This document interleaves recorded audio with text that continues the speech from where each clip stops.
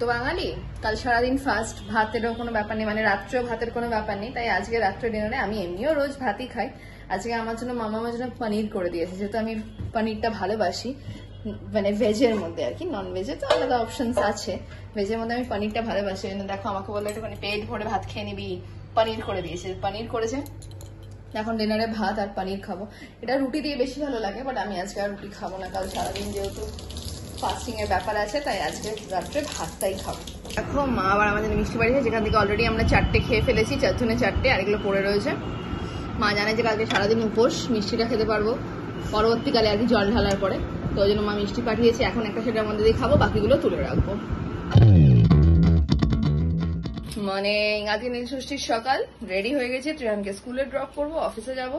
খাওয়া দাওয়ার তো কোনো ব্যাপার নেই, ব্রেকফাস্টের পর্ব নিয়ে আছে, তাই অনেকটা সমস্যা মিটেছে। কিন্তু এসে আবার স্নান টান করতে হবে, পুজো টুজো করতে হবে, তাকে ত্রিহানকে নিয়ে স্কুলে যাই দেরি না করে। Trihan is ready. ত্রিহান তুমি রেডি তো? চলো স্কুল চলো। এখন guess the price of the salwar game চলছে। 1200 1200 আচ্ছা আর 1200 950 আমি কাছাকাছি গেছি তো। সহজ বছর একটা পয়লা বৈশাখের দিন পরবো, রোজ নতুন নতুন ড্রেস পরবো, আমি তো ছোট বাচ্চা। এটা আমার ফুল লুক অফ মাই নিউ নিজেও বানাচ্ছে, শাশুড়ি মাকে বানিয়ে দিচ্ছে। এই আমারটা তো পেমেন্ট করে দিয়েছে। আরে ও তো বলছে না কত টাকা। সেলার যদি দাম না বলে সেখানে আমার দোষ? বলো, সেলার তো ঠিক করে দামই বলছে না। আর দেখা যায় নীল ষষ্ঠী বলে, নীলের পুজো বলে আমি নীলের ওপর ড্রেস পরেছি। রোজ অফিস বেরোবার জন্য 1000-1200 টাকার সালোয়ার খুব প্রয়োজন হয়। 2000, 2500, 3000 সালোয়ার গুলো পরে পরে ওগুলো কাছে এগুলোর অবস্থা টাইট হয়ে যাচ্ছে। এই দেখো আমার চন্দনের প্রলেপ এবং ঘি রেডি। এবার শিব ঠাকুরকে ভালো করে ঘি দিয়ে চন্দনের প্রলেপ দিয়ে তারপর প্রিপারেশন নেওয়া হবে, মানে জল টল ঢালবো, আকন্দ ফুলের মালা পরাবো, তার আগে ভালো করে একটু ঘিয়ের প্রলেপ এবং চন্দনের প্রলেপ দিয়ে নেব। আমি এখানে সব গুছিয়ে দিয়েছি, আকন্দ ফুলের মালা, বেলপাতা, জল। আমি ফল টলগুলো আমি দেবো, আমার এগুলো সব সাইড করে রেখেছি। মাম্মা দেখো আসন সাজিয়ে দিয়েছি সুন্দর করে।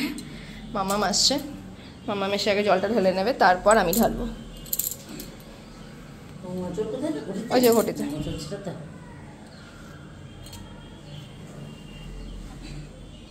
দাঁড়াও,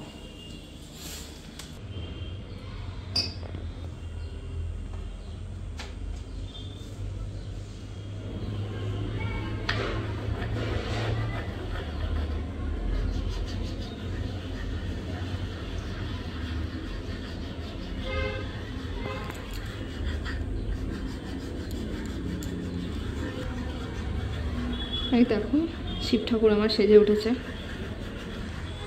তোমাদেরকে আরেকজনের সাথে যে পরিচয় করাই, এটা হচ্ছে দাদু ঠাকুমা, মানে অঙ্কনের দাদু, আমার শ্বশুরমশাইয়ের বাবা এবং মা। তো আমার ঠাকুমা শাশুড়ি শিব ঠাকুরটা প্রতিষ্ঠা করে গেছিলেন। এটা আমাদের বাড়িতে বহু বছরের শিব, বহু বছর ধরে প্রতিষ্ঠা করা আছে এই শিব ঠাকুরটা। এই রূপোর যে ত্রিনয়ন দেখছি, এগুলো আমি বিয়ের পরে শিব ঠাকুর তোজো হওয়ার পরে আমার ইচ্ছে ছিল দেওয়ার, তো আমি বাধিয়ে দিয়েছিলাম ঠাকুরকে আর কি। তো বহু বছরের শিব, আমি আসলে অন্য কোথাও না গিয়ে আমি এখানেই জল ঢালি, এখানে জল ঢাললেই হলো।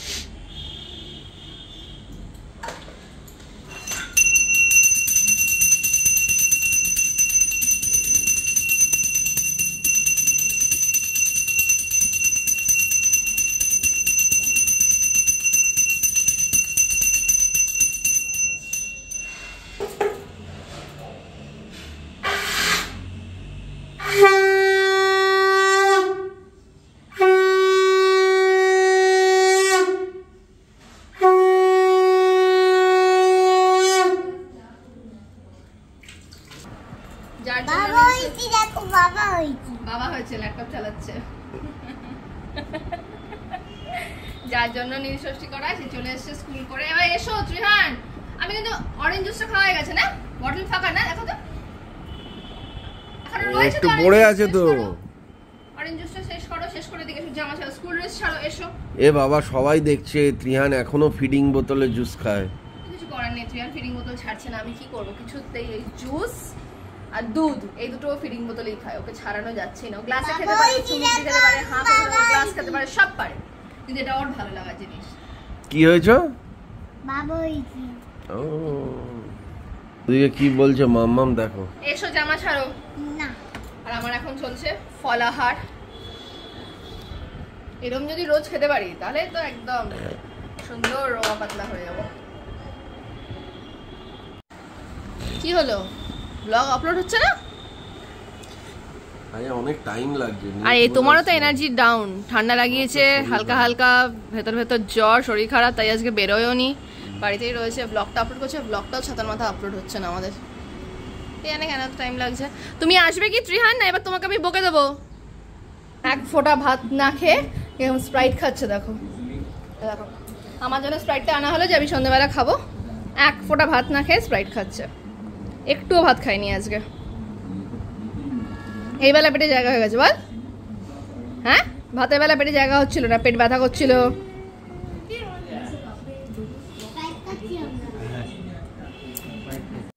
You want to have my lunch? It's delicious and tasty and very healthy also. এই দেখো পমিগ্রেনেট, সাবু, আর এর সাথে কি মিক্স করবো বলো তো? দই, আমসত্ব, দই, কিশমিশ। আর এরা কি খাবে? তোমরা কি খাবে দেখে দাও একটুখানি। জানি না, তোমাদের তো এদেরও তো why should always girls do all this? হ্যাঁ, চিকেন চাটনি, এদের একটুখানি দেখে দাও। চাটনি, আলুর চপে, চিকেন কষা, চাটনি, এবার আমসত্ব চাটনিও আছে দেখো।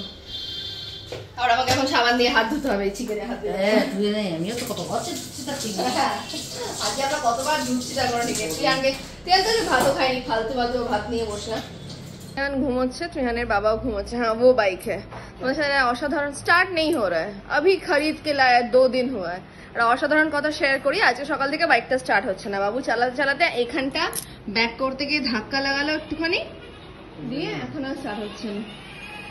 यहाँ पर लेके आइए এই গাড়ি, এই বাইক, এই স্লিপ, এর এত জিনিস। স্লিপ তো ঠিক আছে, স্লিপ কিছু করার নেই, স্লিপ তো ঠিক আছে, কিন্তু এইগুলো মানে এমন ভাবে চালায় যে প্রায় এগুলো খারাপ হয়। আর এই আনোয়ার দাকে আমি ডাকি, আনোয়ার দা এসে ঠিক করে। স্টার্ট নেই हो रहा है, देखिए 3 দিন না 4 দিন হয়েছে কিনে এনেছে, এবার এমন ব্যাক করার ঠেলা যে একদম গিয়ে ধাক্কা।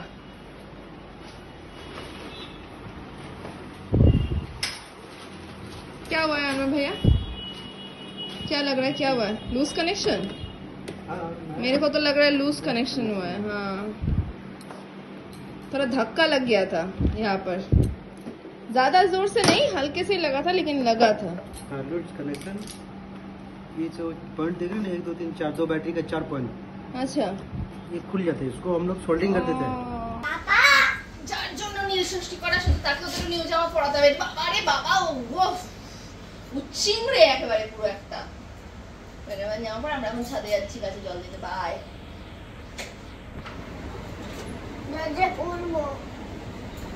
আমি আজ রেহান জাস্ট ছাদে এসেছি, সন্ধ্যাবেলা আরো একবার বাতি দেবো, ঘিয়ের প্রদীপ দেবো, তো সেই জন্য একদম ওই যে নতুন জামা কাপড় মানে কাঁচা ধোয়া জামা কাপড় পরে নিয়েছি। তা এখন ত্রিহানকে নিয়ে, ওটা পড়ে গেল কি করে, ত্রিহানকে নিয়ে আগে ছাদে এসেছি। ত্রিহান রোজ বিকেলে গাছে জল দেয়, রোজ। এ দেখো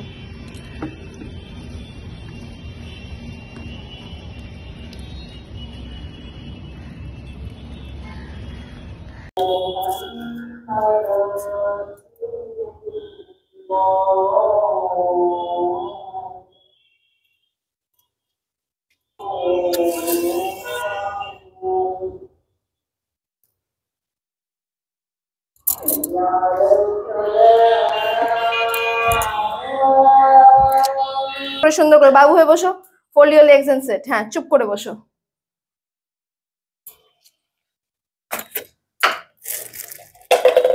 একদম সন্ধে সন্ধে নেমে গেছে, ওই জন্য ত্রিহানের নামে এখন মোমবাতিটা। মামা হয়েছে এখন। এই জ্বালাতে যাবে না। মাম্মাম হয়েছে বলে হয়তো চালিয়েই দিল। মাম্মাম এসব করে? এটা কি এটা? মাম্মাম কি এগুলো করে? দাও, খালি কাজ বাড়াবে। যেই মেয়ে ঘি খেতে পারতো না, ঘিয়ের গন্ধ পর্যন্ত আমি সহ্য করতে পারতাম না। ঘি, মাখন, চিজ এগুলোর গন্ধ আমি সহ্য করতে পারিনি। আমরা যে হানিমুনে গেছিলাম, আমাদের একটা চিজ ফ্যাক্টরি ট্যুর ছিল, সেখানে আমি সারাক্ষণ বাইরে ছিলাম, অঙ্কন একমাত্র ভেতরে গেছিল। ও যেতে চাইছিল না, কিন্তু আমি বললাম এত দূর এসেছি যখন, তুমি ঘুরে এসো, তুমি আমাকে এসে ডিটেলস দেবে। আমি চেয়েও আমি যেতে পারিনি, আমার এত গন্ধ লাগে চিজে বা ঘিতে। সেই মেয়ে আজকে হাত দিয়ে এম করে গুলিয়ে ঘিয়ের প্রদীপ জ্বালাচ্ছে। সময় বোধহয় সবই শিখিয়ে দেয়।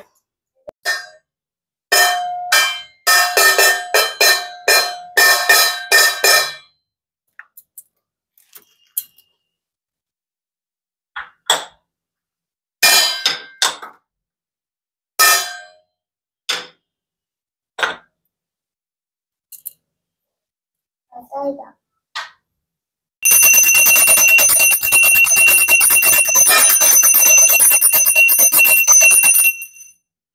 রেহান দাও, মাম্মামকে দাও।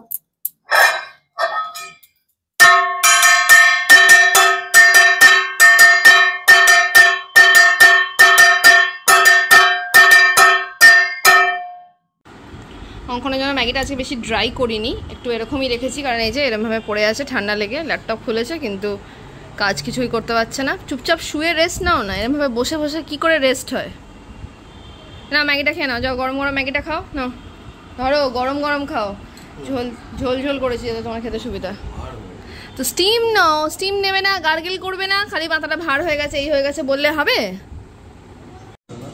শ্রেয়ানের ডিনার কমপ্লিট, দাদুর কাছে রয়েছে এখন। এই যে বাইকে বসে ডিনার হলো, বাইকটা ঠিক হয়ে গেছে। আর এখন আমার ডিনার করার পালা। আমার যেহেতু সব